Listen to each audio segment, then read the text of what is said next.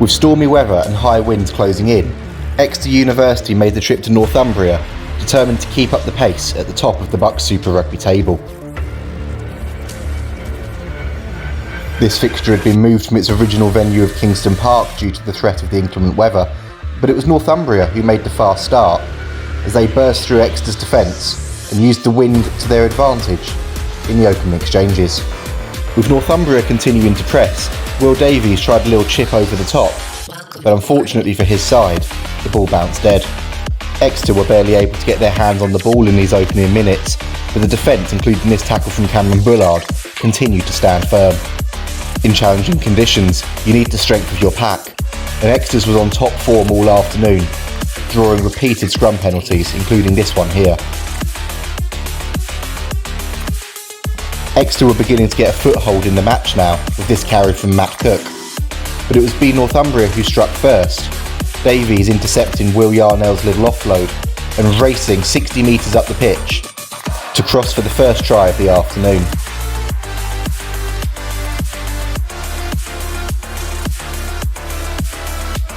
Oscar Yandel then converted to give his side an early 7-point advantage. Exeter were looking to strike back and quickly, and they were soon on the scoreboard themselves as Alec Lloyd-Seed burst through a tackle, feeding inside to Yarnell to race over for his first try of the afternoon and the 500th try in BUCS Super Rugby this season.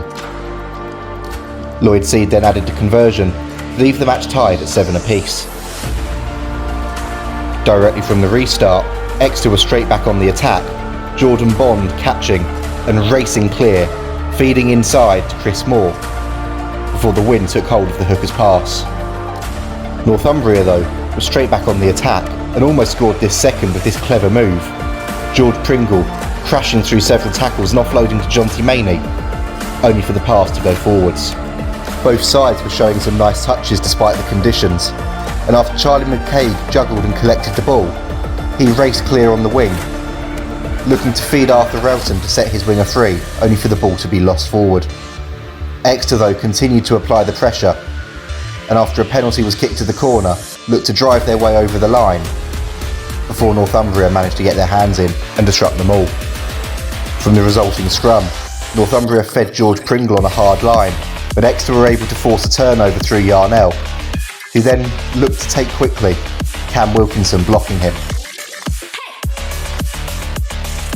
Yarnell was unable to ground, and after Exeter had failed to get over the line, Wilkinson saw yellow. With the man advantage, it wouldn't take long for Exeter to hit the front. After the pack had kept it tight, and with several strong carries, Lloyd-Seed fizzed the ball wide to Relton, who dotted down for his 13th try in 13 games, before the fly half then duly added the conversion.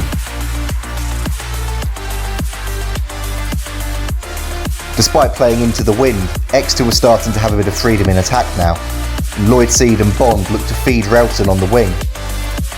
As Exeter continued to search for an opening, Maney overcommitted at the ruck, allowing Yarnell to scoot through for an easy try under the posts. Lloyd-Seed again converted to give Exeter a healthy lead going into the second half. If you wanted to know how strong the wind was, all you had to do was look at what was happening at the line-out. Both teams knew they needed to keep ball in hand, and Yarnell was proving a live wire for his side, racing away with this quickly taken penalty. With Charlie McCaig buffeted back in attack, Exeter did well to hold on to the ball, before Yarnell popped up with an inch-perfect 50-22 for his side.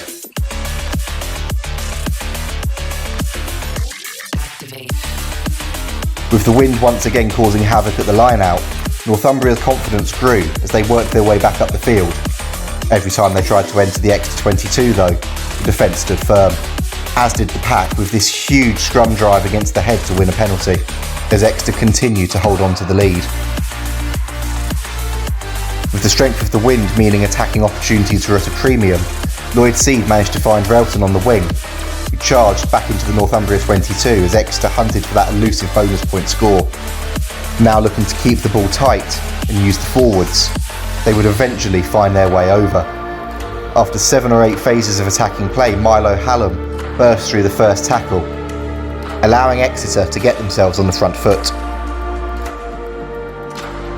With the try line now in sight and the wind threatening to blow the camera off the roof,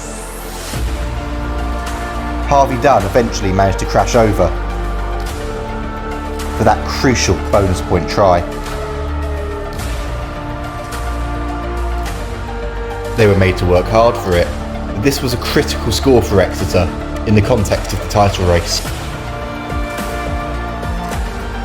Whilst Lloyd Seed was unable to add the conversion, this image of the posts shows you just how windy it had become. The game wasn't a foregone conclusion though, and when Yandle's kickoff got caught in the breeze, replacement Ned Newman gathered the ball and burst through a tackle, racing over out wide to register his side's second try. With just a few minutes left on the clock, Northumbria began to look to open up in search of a third try and potentially a losing bonus point from what had been a well-fought contest in atrocious conditions. Exeter's defence held firm until wing Josh McConkey spotted a gap and burst through the first tackle. He was eventually pulled down though, and Exeter's defence held firm to see out the result and keep the title race alive.